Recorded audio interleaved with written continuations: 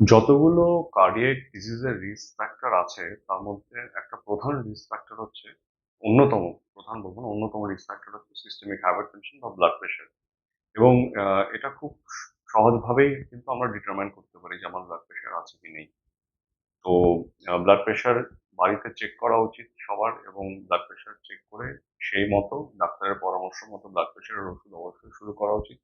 কম বয়স্ক পেশেন্টদের যদি ব্লাড প্রেশার ধরা যায় আগে থেকে, তাহলে সেটা একটা দিকে তো সেটা খারাপ যে ব্লাড প্রেশার ধরা পড়লো, কিন্তু একটা দিকে আবার অ্যাডভান্টেজিয়াস যে কম বয়সেই কিন্তু আপনি যদি জানতে পারেন তাহলে তার এগেনস্টে যে যে প্রিকশনারি মেডিকেশন নেওয়া উচিত সেগুলো আপনি নিতে পারবেন, এবং সেটা সম্ভব যদি আপনি সেটা আগে থেকে ডিটারমাইন করার চেষ্টা করেন।